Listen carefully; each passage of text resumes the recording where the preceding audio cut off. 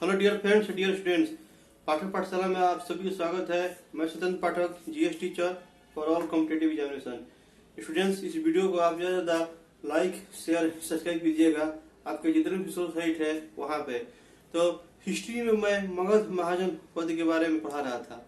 मगध महाजन पद में कुल मिलाकर 7 राजवंशों ने शासन किया, जिसमें जो पहला था वह था हर्यक वंश, उसके बाद आया शुंग वंश, फिर नंद वंश, फिर मौर्य वंश। तो मौर्य वंश के संस्थापक का कौन था? चंद्रगुप्त मौर्य। चंद्रगुप्त मौर्य के बाद उसका जो पुत्र था बिंदुसार, वो उत्तराधिकारी बना। बिंदुसार के बाद जो उसका पुत्र था अशोक, उसने अपने 99 भाइयों की हत्या करके वह मौर्य वंश का उत्तराधिकारी बना। तो चलिए हम अशोक से ही स्टार्ट करते हैं इसके आगे का टॉपिक। अशोक ने आजीवक संप्रदाय के लोगों को गया में स्थित अशोक ने आजीवक संप्रदाय के कुछ लोग थे, उनको गया में स्थित बराबर की पहाड़ियों में 4 गुफा भेंट किया था। अशोक ने जब वह बौद्ध धर्म अपना लिया तो वह काफी भक्ति या काफी वह सरल स्वभाव का हो गया, और अशोक को हम लोग इतिहास में सहिष्णु कहते हैं। अशोक को सहिष्णु कहते हैं, इसका मतलब होता है कि वह किसी भी धर्म से भेदभाव नहीं करता था, सभी धर्मों को वह बराबर मानने वाला राजा था। तो अशोक ने आजीवक संप्रदाय के लोगों को गया में 4 गुफा दान में दिया था। जो 4 गुफा इस प्रकार है। पहला था सुदामा, कर्ण, चोपड़ा और विश्व झोपड़ी दान में दी थी। यह 4 प्रकार की गुफा उसने आजीवक संप्रदाय के लोगों को गया में स्थित पहाड़ी है उसमें उसने दान में दिया था।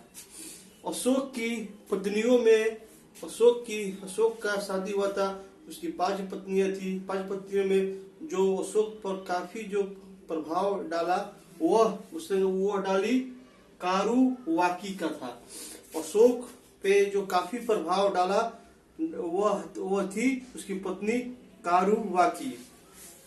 कारुवाकी थी। अशोक भारत का ऐसा शासक था जिसने अपने संदेशों को अभिलेख के माध्यम से जनता तक पहुंचाया। अशोक एक ऐसा शासक था भारत में, पहला महान शासक, उसने अपने शब्दों को अभिलेखों के द्वारा जनता तक उसने पहुंचाया। अशोक को अभिलेख लिखने की प्रेरणा इराक के राजा डेरियस दरार या दायबाहू से मिली। अशोक को अभिलेख लिखने की जो प्रेरणा है उसको कहां से मिली? उसको मिली इराक के राजा थे डेरियस दरार या दायबाहू से मिली। इराक का राजा था जिसका नाम था डेरियस, उसको शॉर्टकट नेम दरार भी है, या दायबाहू, उससे उसको अशोक को अभिलेख लिखने की प्रेरणा मिली। अशोक के अभिलेखों की भाषा प्राकृतिक थी। यह पॉइंट्स नोट कर लीजिएगा, क्योंकि एग्जाम में पूछता है कि अशोक के जो अभिलेख थे उसको वो किस में लिखा था। तो अशोक के अभिलेखों की भाषा क्या थी? प्राकृतिक थी। 4 लिपियों में लिखा गया था। अशोक के जो अभिलेख थे वह 4 लिपियों में लिखा गया था। पहला था ब्राह्मी लिपि, ये भी काफी पूछता है। ब्राह्मी लिपि यह भारत में मिले हैं। ब्राह्मी जो लिपि था वह भारत में ही इसकी खोज हुआ है। इसके बाद था खरोष्ठी लिपि, ब्राह्मी लिपि, फिर था खरोष्ठी लिपि, यह पाकिस्तान में मिला है। खरोष्ठी लिपि जो है वह पाकिस्तान में मिला है। उसके बाद था अरमाइक लिपि। अरमाइक लिपि यह अफगानिस्तान में मिला है। अरमाइक लिपि जो लिपि था वह अफगानिस्तान में मिला है। उसके बाद था ग्रीक लिपि, यह अफगानिस्तान के उत्तरी उत्तरी सीमा में मिला है। जो ग्रीक लिपि था यह अफगानिस्तान के उत्तरी सीमा में मिला है। अशोक के अभिलेखों को पढ़ने के लिए पहली सफलता, अशोक का जो अभिलेख था उसको पढ़ने के लिए जो पहली सफलता था वह 1937 में जेम्स प्रिसेप को मिला था। अशोक को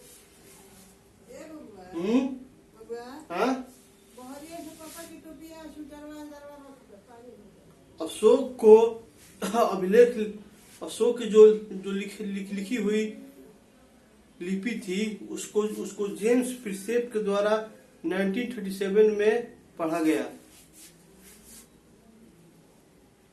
अशोक के अधिकतर अभिलेखों को का नाम प्रियदर्शी लिखा गया है। अशोक का जो अधिकतर अभिलेख था उसका नाम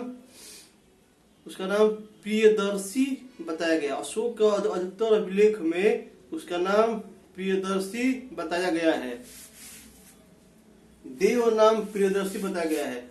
अशोक के अधिकतर अभिलेख लिखने का उसका देव नाम प्रियदर्शी बताया गया है। मध्य